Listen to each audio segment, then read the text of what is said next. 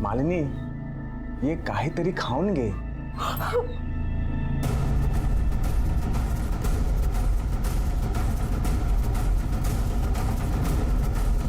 आप लोग यहाँ रुकिए, आप ये खाना लेकर अंदर जाओ, इनसे पूछताछ करनी है.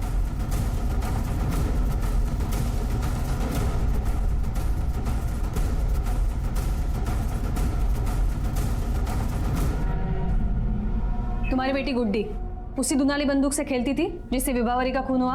हाँ, मैंने बाबा को बहुत बार बोला भी था उसे डांटने के लिए, लेकिन बाबा उससे बहुत प्यार करते थे. लेकिन बाबा की एक बार बोलने पर वो बंदूक दे भी देती थी. आजोबा की बात मानेगी ना? दे दे दे. तुम्हारे ससुर जी को गुड्डी को छोड़कर बाकी सब लड़कियों से प्रॉब्लम थी ना? और तुम्हें? मुझे क्यों प्रॉब्लम होगी? आणि तुला? क्या बात कर रही है मॅडम? सगळ्या माझ्या मुलीसारखेच होत्या. मैं सबको बराबर प्यार करता था.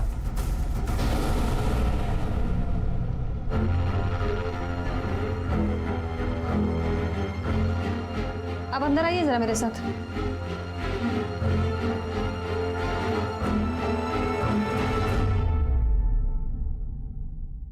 डरिए मत, देखने दीजिए. किसने मारा इतना बेरहमी से?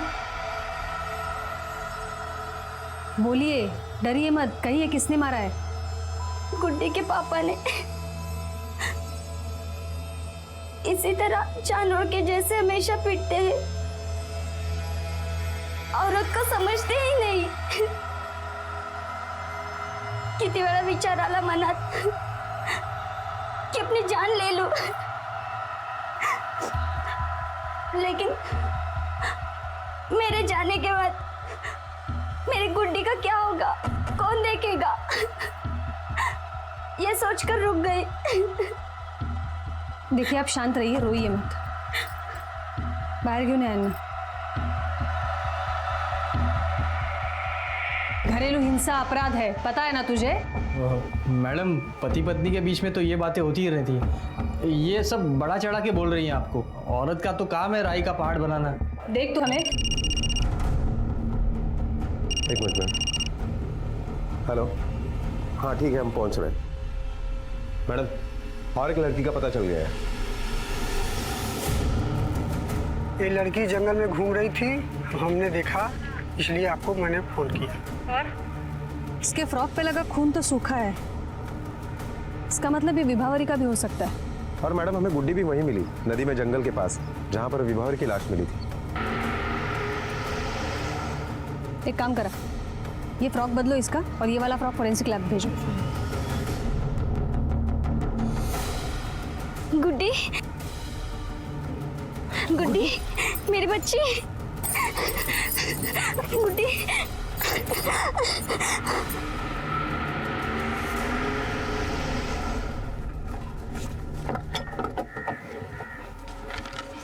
मैडम, गुड्डी के फ्रॉक के ऊपर जो खून के निशान पाए गए, ये उसकी फॉरेंसिक रिपोर्ट है. मैडम, इस फॉरेंसिक रिपोर्ट से ये पता चलता है कि गुड्डी के फ्रॉक के ऊपर एक नहीं 3 लोगों के खून के निशान है. गुड्डी, अभी हमें बताओ, तुमने विभावरी ताई को मारते हुए किसको देखा था? याद है? याद है?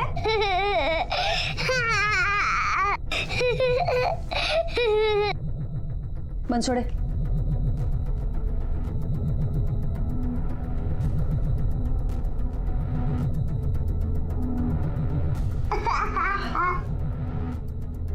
लावा, हमें दे दो.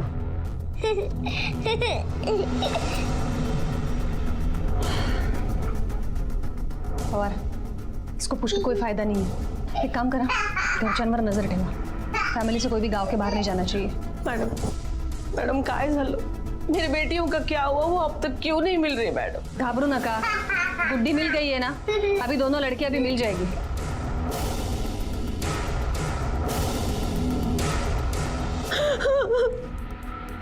ये विभावरी की डेड बॉडी हमें नदी के पास मिली और गुड्डी भी वही जिंदा मिली.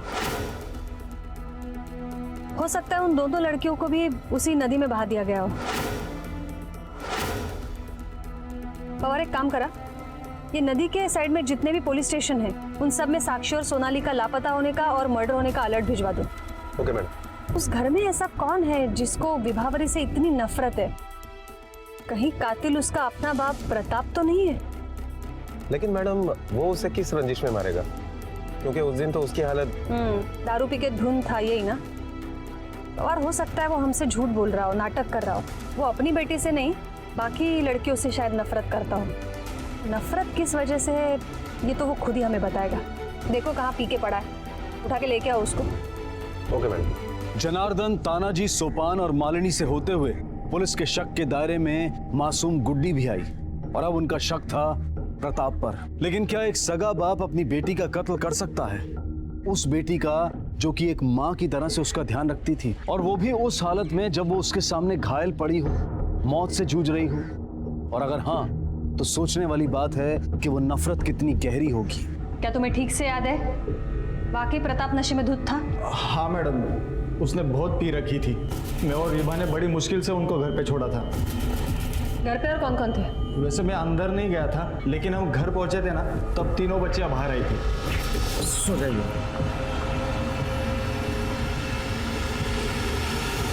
लेकिन ये बात भी सच थी कि विभा अपने बाप से बहुत प्यार करती थी। वो जितना उस पर मरती थी, उसका बाप उससे उल्टा था, उसे बहुत गालियां बकता था। वो बेचारी तो उसकी देखभाल भी जबान बंद करके करती थी, ताकि उसे पता ना चले कि ये विभा है और वो गालियां ना बके।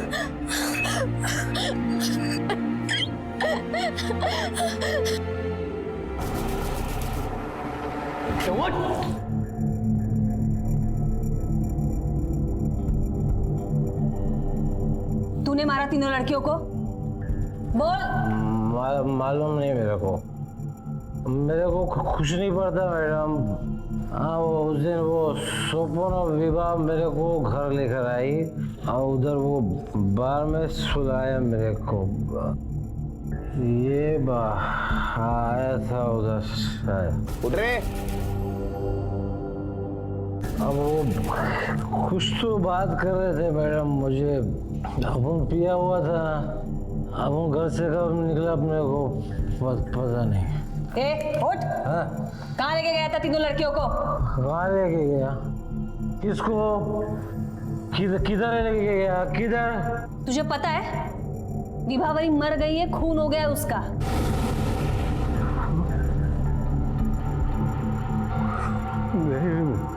विभा मर गई, उसका खून हो गया। मेरे को पता है, मेरा वो मालिनी और सना वो बोलने वाला वो उसे बहुत परेशान करते हैं, बहुत परेशान।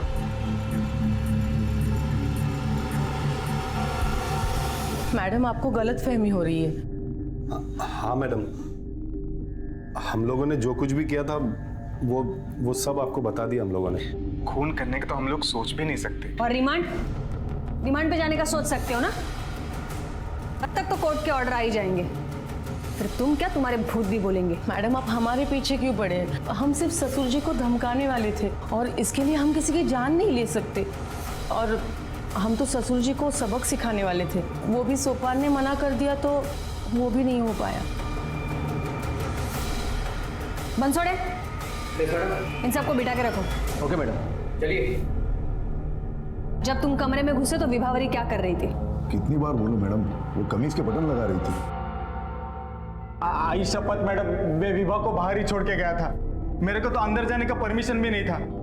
वजह तो मैंने आपको पहले ही बता दिया। मैंने उसे कभी हाथ नहीं लगाया, बहुत प्यार करता था मैं उसको। और ये विभावरी को जनार्दन ने जिस हालत में देखा था और बिस्तर की भी जो हालत थी, उस हिसाब से विभावरी पर जबरदस्ती करने की कोशिश की गई थी। लेकिन अगर वो सोपान नहीं था तो फिर कौन था? अरे लवकर आटपा, शादी के रिसेप्शन में जाना है कि नहीं? हाँ बाबा, झाले वाले। अरे मालनी, जल्दी करो। बाबा हम तैयार है, वो औरतों को पढ़ा इसे ले लो। ठीक है, तो बेटियों को क्यों तैयार किया? बाहर के माहौल में खराब करना है इनको?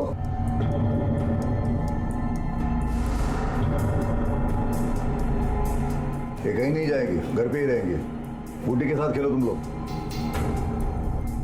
ये तुम्हारा खड़ूस बाप कितनी बकबक करता है, इसे तो कभी बंद नहीं होना का। चुप रहो।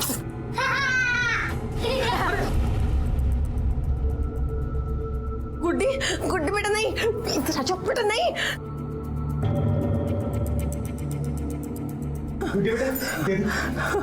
अरे बंदूक लो, उसके हाथ से गोली चल जाएगी। गुड्डी गुड्डी, मैं तुम्हारा पप्पा हूँ ना, बंदूक मुझे दे दो। छोड़ दो, पप्पा हूँ ना मैं तुम्हारा। बंदूक मैं आजू बाजू तेरा, आजू की बात मानेगी ना। दे दे दे, जा अभी ताई के साथ अंदर जाके खेल जाओ।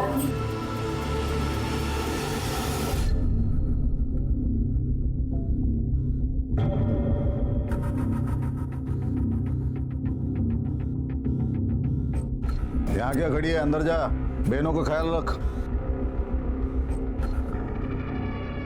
पागल एक ना एक दिन किसी को स्वर्गवासी जरूर बनाएगी।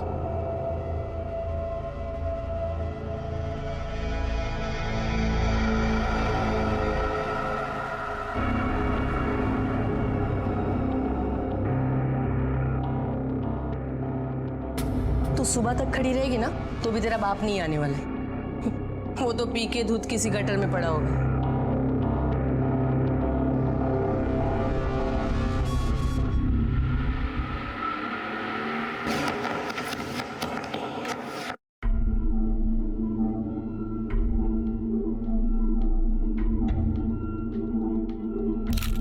नमस्ते तानाजी भाऊ.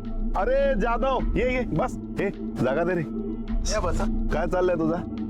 मैं क्या बोल रहा हूँ ना, जनार्दन भाई क्या देखने रे? काय को मैं उस पनौती का मुंह देखूं, उससे अच्छा मैं अपने कुत्ते का मुंह देख लूं. और ये गोसी आइक माझी, अगर वो इधर आए तो मेरे से दूर रखना उसको. हाँ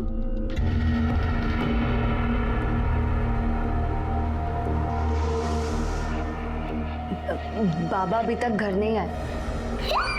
ओफ स्टू. गुड्डी ऐसे नहीं कर. साक्षी मैं बाबा को ढूंढने जा रही हूँ. तुम सभी लोग घर पे रहना और कहीं जाना नहीं. गुड्डी का ध्यान रखना.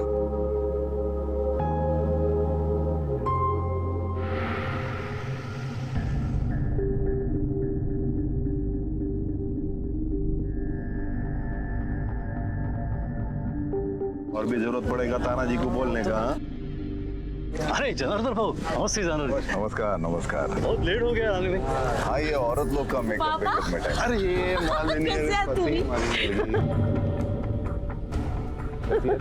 नमस्ते बाबा, कैसे तू? चल चल चल है ना भरत ना.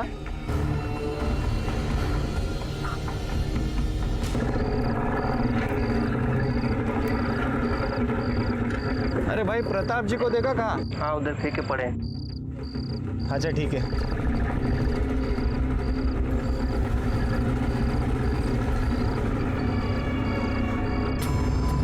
बाबा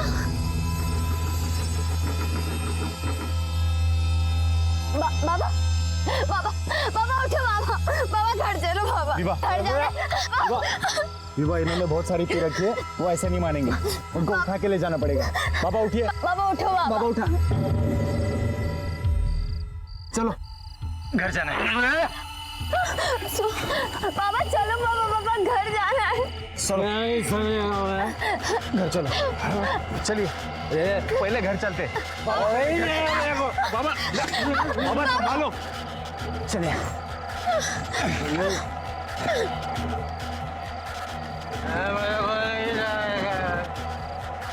हाँ काका.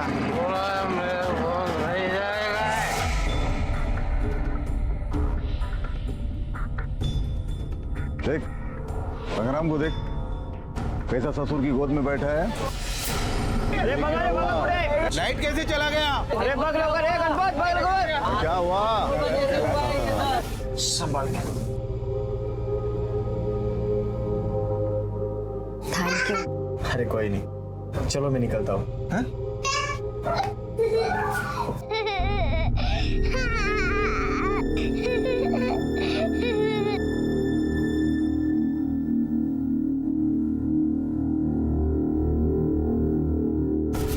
कब मारा तुमने उसे? 1 घंटा पहले? हाँ इसी बंदूक से मारा विभावरी को, 2 गोली उसके सीने में उतार दी। क्यों मारा उसे? सटक गई थी मेरी। सटक गई थी मतलब? मतलब कुछ नहीं, सटक गई मतलब सटक गई। घर पे उसकी डेड बॉडी पड़ी है, उसे उठवा लो।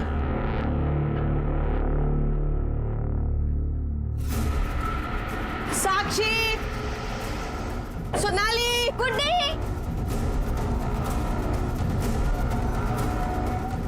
बाबा कहाँ है लड़कियां? कुठेत मुली?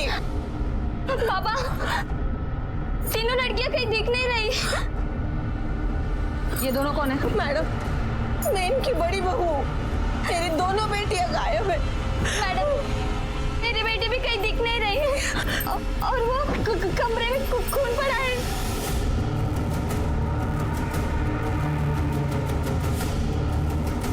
यहाँ तो सिर्फ खून है।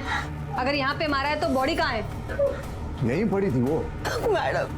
मैडम हमारी बच्चियां। बच्चियां कहाँ थी? जब हम शादी में जाने के लिए निकले तो इधर ही तीनों थी। उसके बाद बच्चियां कहाँ है? मुझे क्या मालूम, मैंने सिर्फ विभावरी को मारा है, बच्चों को मैंने कुछ नहीं किया। अरे तुम्हारे पति कहाँ हैं? संग्राम कहाँ है? अजिंक्य कहाँ है? आपने मेरी बेटी गुड्डी को कहीं देखा? नहीं। मौशी, सोनाली साक्षी दिखी क्या? नहीं देखी। ताई आमच्या गुड्डीला कुठे बघितलं का? नहीं। गुड्डी, गुड्डी, साक्षी, सोनाली! लड़की को वहां गोली मारी तो डेड बॉडी कहाँ है? बॉडी कहाँ है? लगता है बच गई शायद। और बाकी लड़कियां वो कहाँ है? बोला ना, मैं गोली मार के निकल गया, मुझे नहीं पता। बेवकूफ समझता है पुलिस को? वहां से यहाँ तक चल के आया गोली मारने के लिए और बोलता है देखा नहीं लड़कियों को। मैडम, मेरे सर पे खून सवार था, मेरा ध्यान और कहीं नहीं गया। मैडम, कहीं ऐसा तो नहीं कि उन 3 लड़कियों ने विभावरी को खून से लथपथ देखा हो और फिर गांव के किसी डिस्पेंसरी में एडमिट किया हो सकता है, पता करवाओ।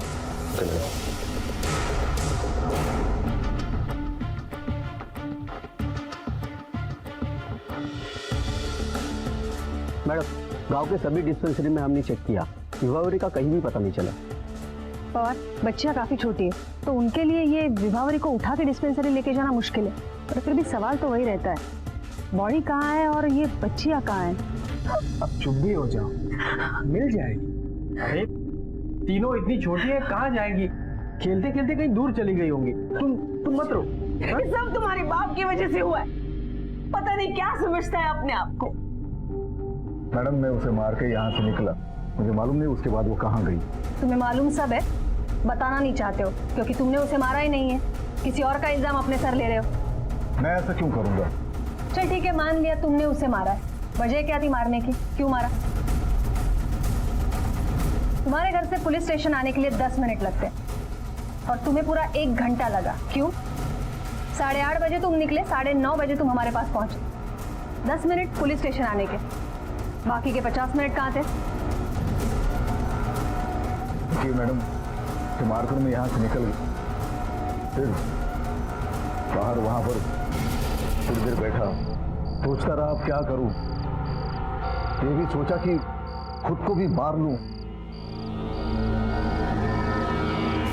लेकिन बहुत कोशिश करने के बाद भी मैं अपने आप को नहीं खत्म कर पाया। तावड़े, पुलिस स्टेशन लेके चलो उसको। Yes madam. पवार यहाँ में घुमा रहा है, पुलिस स्टेशन आने में इसने 1 घंटा लगा दिया क्योंकि उस 1 घंटे के बीच में इसे वो 3 लड़कियों को और बॉडी को ठिकाने लगाना था, क्योंकि उन 3 लड़कियों ने इसे विभावरी का खून करते हुए देख लिया था। मैडम, लेकिन उसे लड़कियों को गायब करके क्या फायदा मिलेगा? आणि तो त्याचा गुन्हा पण कबूल करतोय। पवार, उसके मकसद को समझो। उसने कबूल करने के बावजूद भी हम उसे नहीं पकड़ सकते, मर्डर का केस रजिस्टर नहीं कर सकते उसके नाम पर क्योंकि बॉडी नहीं है हमारे पास। 3 जिंदा लड़कियों को और 1 डेड बॉडी को ठिकाने लगाना किसी एक आदमी का काम नहीं है। मुझे लगता है इसके साथ और भी कोई तो शामिल है। इन सबकी गाड़ियां चेक करो। Okay madam.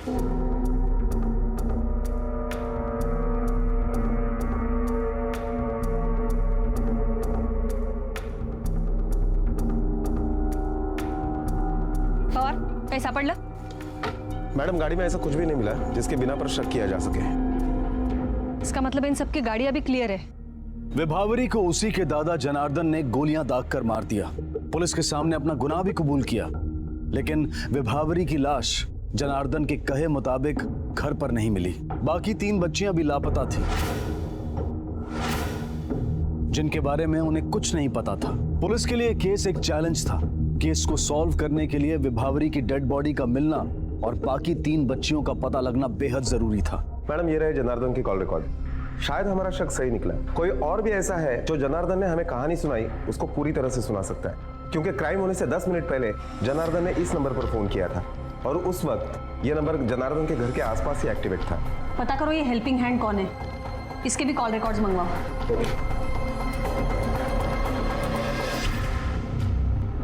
ये सोपान कौन है जिसको तूने घर से निकलने के 10 मिनट पहले फोन किया था?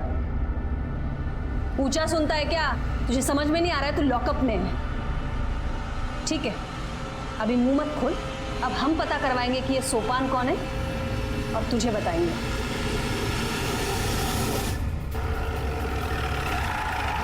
तुम्हारे साथ और कौन कौन था? बाबा को छोड़ के हम सब साथ ही गए थे। इधर वापस आके देखा तो विभावरी के कमरे में खून पड़ा हुआ था। बच्चियां सब गायब थी। बाहर निकले उनको ढूंढने के लिए और फिर हाँ, सोपान कौन है? वो विभावरी का दोस्त।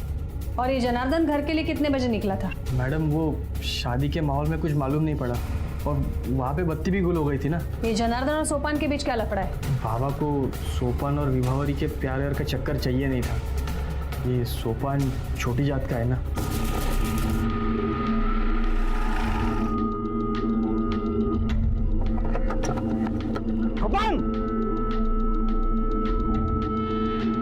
सोपान, हिम्मत बाबा, आप छोड़िए उसको। बाबा, इसके ला रहा है। अरे बाबा, छुआ कैसे? हाथ तोड़ दूंगा। मैडम, पूरा घर विभावरी को समझा रहा था कि वो सोपान का साथ छोड़ दे, पर वो किसी की बात नहीं सुनी। मैडम, सोपान गायब है। बहुत जगह पे ढूंढा, कहीं नहीं मिला।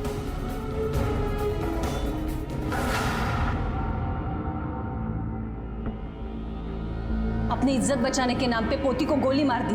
जब तक मैं जिंदा हूँ अपने खानदान की इज्जत मिट्टी में नहीं मिलने दूंगा मैं। चलिए, बात तो समझ में आई। पोती को क्यों मारा? सोपान को क्यों फोन किया था? उसे अकल सिखाने के लिए। अकल सिखाने के लिए कि धमकाने के लिए? वो आप जो भी समझो, लेकिन सच बात तो ये है कि उसी की वजह से ये खून खराबा हुआ है। खोटा बोलत नहीं है मी, चाहिए तो पूरे गांव से पूछ लो। जो भी किया है छाती ठोक के खुद से आपको आके बताया है। अब तक तो तूने एक खून कबूल किया है, जिसकी अब तक बॉडी भी नहीं मिली। बाकी तीनों पोतियां कहाँ है तेरी? और वो सोपान भी गायब है। मार दिया क्या उसे भी? अगर उसे मारता तो वो भी छाती चौड़ी करके आपको आके बताता था। हमारा संविधान समाज के हर व्यक्ति को, चाहे वो स्त्री हो या पुरुष, जाति और धर्म के भेदभाव को नकारते हुए बराबरी का हक देता है। लेकिन इसके बावजूद आज भी न जाने कितने लोगों के मन में रूढ़िवादी सोच अपनी जड़ें बनाए हुए है। आज भी बहुत से लोगों के घरों में न तो नारी के लिए कोई सम्मान है और ना ही एक दूसरे के लिए बराबरी की भावना। ऐसे लोग धर्म और जात को इंसानियत से बड़ा मानते हैं। अपनी ऐसी सोच पर उन्हें घमंड भी है और अपने इसी घमंड के लिए वो कुछ भी कर सकते हैं। किसी लड़की पर कोई भी इल्जाम लगाकर उसे मौत के घाट उतारा जा सकता है। मैडम, सोपान के भी कॉल रिकॉर्ड आ गए हैं और इस कॉल रिकॉर्ड के मुताबिक जनार्दन सोपान का मालिक नहीं था, बल्कि सोपान और ही किसी के छत्रछाया में था। किसकी? जनार्दन की बहू मालिनी। मालिनी और सोपान के बीच में अक्सर बातें हुआ करती थी, बल्कि कत्ल के दिन भी मालिनी ने सोपान को कॉल किया था। ये सोपान का चक्कर अगर विभावरी से चल रहा था तो मालिनी से इतनी बात क्यों करता था? पवार, फैमिली से पहले पड़ोसियों से पूछताछ करो कि माजरा क्या है। क्या बोले साहब, मालिनी तानाजी शिंदे की लड़की है, बाप जैसी अकड़ है उसमें। कुछ दिन पहले इनमें बहुत दोस्ती हुआ करती थी। जमीन के वजह से इनमें आपस में झगड़ा होने की वजह से तनातनी चल रही है। अभी तो जनार्दन के बेटे के साथ शादी हुई ना, बेटी तो अपने सगे बाप की ही साइड लेगी। और इसी बात से उन दोनों में झगड़ा हुआ करता था। ये जमीन पहले भी मेरी थी, अभी भी है और आगे भी रहेगी, समझा? तो तेरा लोफर गिलेना मेरे ऊपर नहीं चलेगा, समझा? इस तरह से झगड़ने से समस्या का हल नहीं होता है। ये बात सारी बैठ के भी तो हो सकती है। तो समझाओ इसको पहले। अरे समझा, मेरे को क्या समझाने?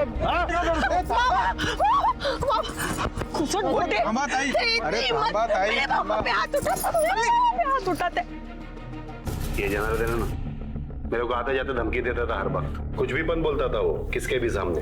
तभी मेरे को समझा कि इसके नाक में नकेल डालना पड़ेगा, नहीं तो ये जंगली सांड मेरे को जीने नहीं देगा, परेशान करता ही रहेगा। ऐसा ही मेरा बेटे को भी कुछ भी पन सुनाता था वो, एकदम दुखी करके रखा था, आप ये समझिए। तो सुखी होने के लिए क्या किया तुमने फिर? स्वपन मेरा आदमी था,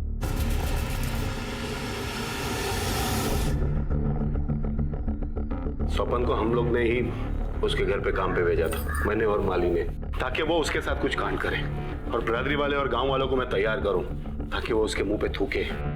और मौका मिला मुझे उस दिन, शादी के रिसेप्शन वाले दिन। इधर खड़े रह के रुआब झाड़ रहा है तू, लेकिन तेरे घर में जो बेशर्मी हो रही है उसका क्या? वो स्वपन है ना, उसका यार, तेरी पोती उसके साथ रंग रलिया मना रही, नहीं दिखता तेरे को? हाँ, देख मैं किसी का कार्यक्रम नहीं बिगाड़ना चाहता, नहीं तो अभी के अभी तेरे दांत तेरे हाथ में निकाल के देता। अभी देख पूरा गांव तेरे पास आने वाले हैं जूतों का हार लेके, तेरी पोती की वजह से, समझा? हाँ, क्योंकि वो लोग नहीं चाहते कि उनकी भी बहू बेटी बिगड़ जाए तेरी पोती के जैसे, समझा? जा जा संभाल लो तो जा। इसी मौके के लिए तो मैंने स्वपन को वहां पे रखा था।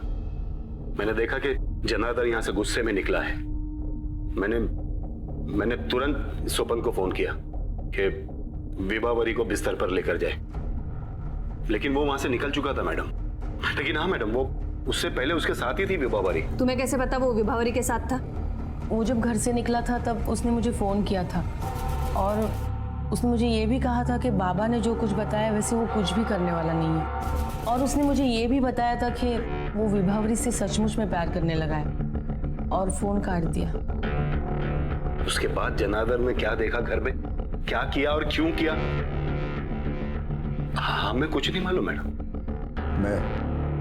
मैं घर पहुंचा,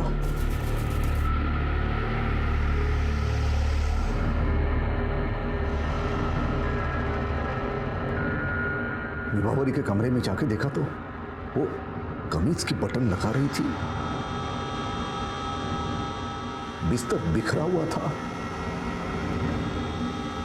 तो मैं समझ गया कि सोपान के साथ मिलके उसने अपना मुंह काला कर लिया। मैंने बंदूक उठाई और 2 गोली उसके सीने में उतार दी। उसी बिस्तर पर वो गिर गई। अगर वो वहीं गिरी थी तो उसकी लाश कहाँ है, और बाकी 3 बच्चियां कहाँ हैं? मेरे को नहीं पता वो कहाँ है। देख तू,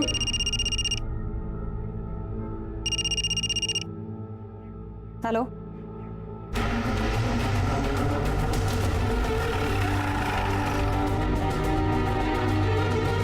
ये 12 बोर का कारतूस है, और ऐसे ही सेम 12 बोर की कारतूस की 2 नली जनार्दन के पास है। और ये नदी भी जनार्दन के घर से कुछ ज्यादा दूर नहीं है। दरअसल मैडम ये जगह जनार्दन का घर और शादी का पंडाल इसके बीच में आती है। एक जगह से दूसरी जगह जाने के लिए दूसरा कोई ऑप्शन भी नहीं है, यहीं से होकर जाना पड़ता है। एक काम करो पवार, विभावरी के घर वालों को खबर कर दो, बॉडी पोस्टमार्टम के लिए भेजो, और सबसे अहम बात, जनार्दन पर मर्डर का केस रजिस्टर करो। Okay madam. विभावरी के कत्ल की पुष्टि हो चुकी थी। वो विभावरी जो सिर्फ एक अच्छी बेटी होने का फर्ज अदा कर रही थी, उसे अपनी सफाई का मौका दिए बिना ही जनार्दन ने मार दिया। आखिरकार जनार्दन पर हत्या का केस दर्ज हुआ, लेकिन अगर जनार्दन की माने तो उसे पता ही नहीं था कि विभावरी वहां से कब और कैसे गायब हुई। क्या विभावरी वाकई जनार्दन की बंदूक से चली गोलियों से मारी गई थी, या फिर इसके आगे का रहस्य कुछ और था?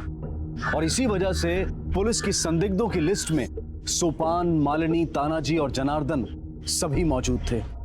पवार, पोस्टमार्टम के हिसाब से विभावरी का खून गोलियां चलाने से नहीं, गला दबाने से हुआ है। अब गोलियां चलाने के बाद गला दबाने का चांस तो जनार्दन का हो ही नहीं सकता। पवार, अगर ये जनार्दन 2 गोलियां चला सकता है तो और भी गोलियां चला सकता था। उसके बावजूद भी वो लड़की जिंदा थी, इसका मतलब है किसी और ने आकर उसका गला दबाया है। पवार, ये जनार्दन को तोड़ना पड़ेगा।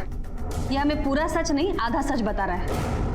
मैडम, जनार्दन सावंत कभी झूठ नहीं बोलता। मैंने बोला है आपको, मैंने 2 गोलियां मारी, उसको उधर ही छोड़ दिया और वहां से मैं निकल गया। वो 3 लड़कियां कहाँ हैं मुझे नहीं मालूम। अब 10 बार पूछोगे तो वही बोलूंगा 50 बार पूछोगे तो भी वही बोलूंगा। तो बच्चियां गायब हुई ये पता ही नहीं तुम्हें? कैसे पता होगा मैडम, मैं तो इधर आ गया था।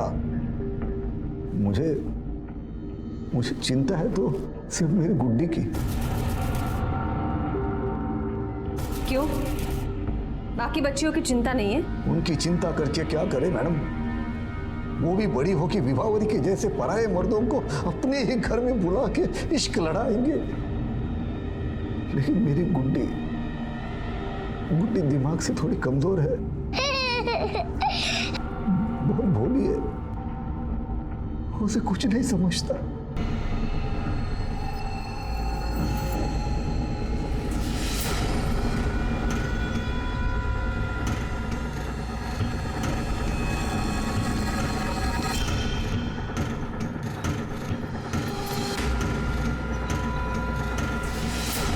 ऐसा कौन होगा जिसने गोली मारने के बाद गला दबाया होगा?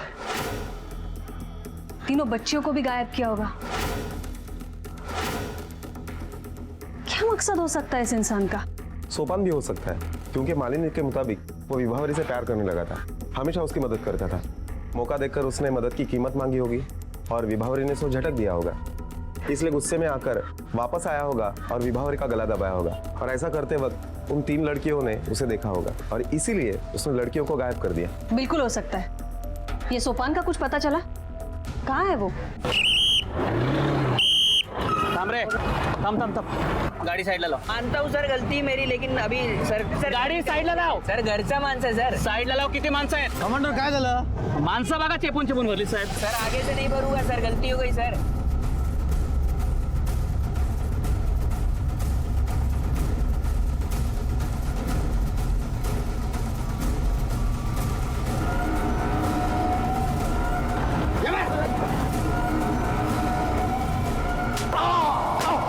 वो तानाजी और मालिनी ने मेरे को विभा के साथ कांड करने का काम दिया था।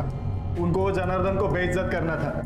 मैं उधर गया भी यही सोच के था, पण ती मुलगी खूप चांगली होती साहब। वो अपने बाप का बहुत ख्याल रखती थी, उसे अपने खानदान की इज्जत के भी बहुत फिक्र थी। वो कभी मेरे को हाथ नहीं लगाने दी, मेरे को बहुत अच्छा दोस्त मानती थी वो। और बात दोस्ती से आगे नहीं बढ़ी तो गला दबाकर मार डाला उसको? मैडम मैं उसको कैसे मार सकता हूँ, मैं तो उसे प्यार करने लगा था। और रोज की तरह उस दिन भी हम उसके बेवड़े बाप को ढूंढने गए थे। बहुत ढूंढने के बाद उसको घर ले आए थे मैडम। यहाँ तक की कहानी मालूम है हमको, और इसको बिठा के रखो जब तक आगे की कहानी नहीं सुनाता।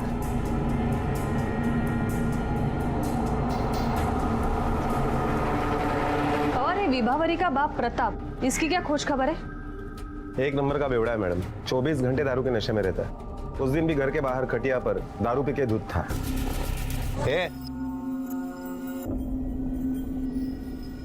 उठ रे, उठ, अरे उठना। वो इतना पिया हुआ था कि उससे हिला भी नहीं जा रहा था। वो क्या बंदूक चलाएगा? अभी भी कहीं पर दारू पी के गटर में पड़ा होगा। अपनी बेटी की मौत का गम भी नहीं है उसे। और यही एक बात हैरान करने वाली है, इस फैमिली में किसी को किसी की पड़ी ही नहीं है, लेकिन कातिल बाहर का नहीं हो सकता, क्योंकि किसी बाहर वाले को बचाने के लिए जनार्दन सूली पे नहीं चढ़ेगा। मैडम फिंगरप्रिंट्स की रिपोर्ट आ गई है। इस रिपोर्ट के मुताबिक बंदूक पर 2 लोगों के उंगलियों के निशान है। एक तो जनार्दन के है और दूसरे किसी बच्चे के है। गुड्डी दिमाग से थोड़ी कमजोर है।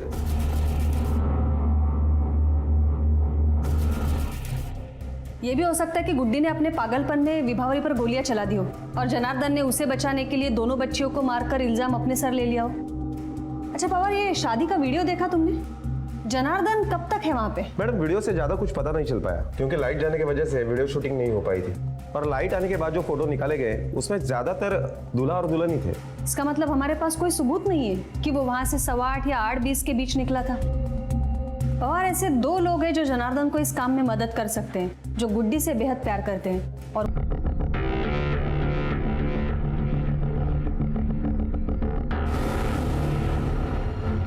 वो उस लड़की के पीछे पड़े थे, अपने ही घर में खुद को कैसे कैसे बचाती फिरती थी।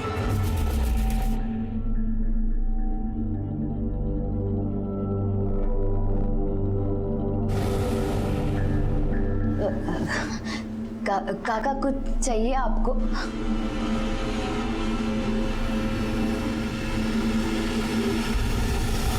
विभा ने मेरे को बोला।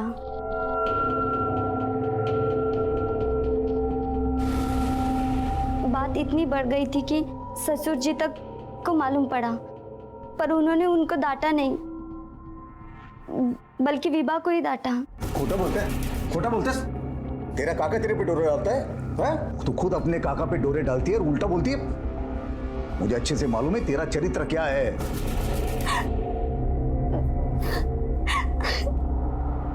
अजिंक्य कहाँ है?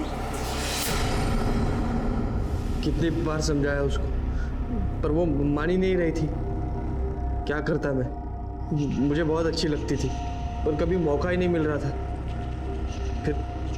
फिर उस दिन शादी में बत्ती गुल हो गई और मैं वहां से निकल पड़ा। अरे क्या हुआ? काय झालं रे? मैं घर पहुंचा, देखा तो वो अपने कमरे में ही थी। मैंने उस पर काबू करने की कोशिश की,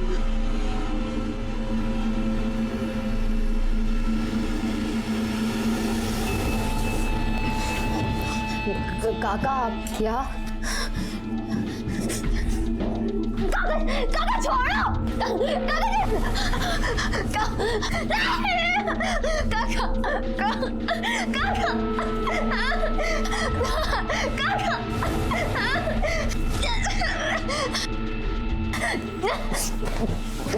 मैंने देखा कि साक्षी और सोनाली वहां आके देख रही है, और फिर बाहर से कुछ आवाज आई, तो मैं वहां से भाग गया।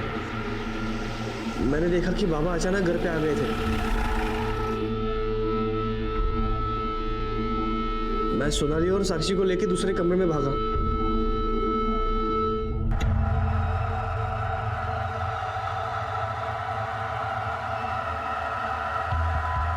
बाबा बंदूक लेके विवाहरी के कमरे में गए, तो मैं चुप के वहीं से देख रहा था। विवाह! मैंने देखा कि बाबा ने विवाहरी को गोली मार दी थी।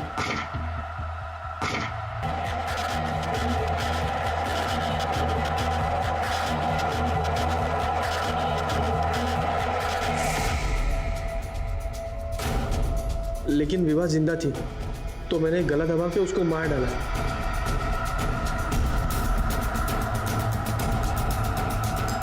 इतने में सोनाली और साक्षी भी वहां आ गई। मैंने उनको कहा कि बाबा ने विवाहरी को गोली मार दी है, उसको हॉस्पिटल लेके जाना पड़ेगा, नहीं तो उनकी विवाहरी कहीं मर जाएगी।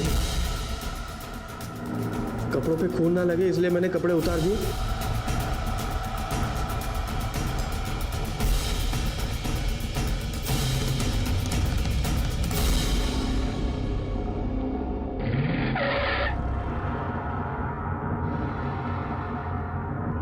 साक्षी और सोनाली को मारने के लिए जैक लेने गया तो देखा गुड्डी विभावरी के लाश को लिपट के हंस रही थी। मुझे पता ही नहीं चला कि गुड्डी कब आके गाड़ी में बैठी थी, लेकिन मुझे उससे कोई डर नहीं था क्योंकि मुझे कुछ समझ में ही नहीं आ रहा था।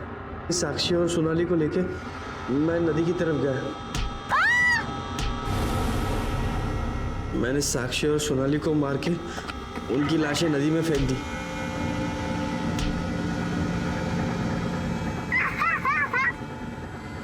और जैक में लगा हुआ खून गुड्डी के फ्रॉक से पहुंच दिया। फिर मैं गाड़ी लेके आगे निकला और विभावरी की लाश को वहीं जंगल में फेंक दिया। गुड्डी के कपड़ों पे तीनों के खून के निशान थे, इसलिए मुझे उसे जंगल में ही छोड़ना पड़ा।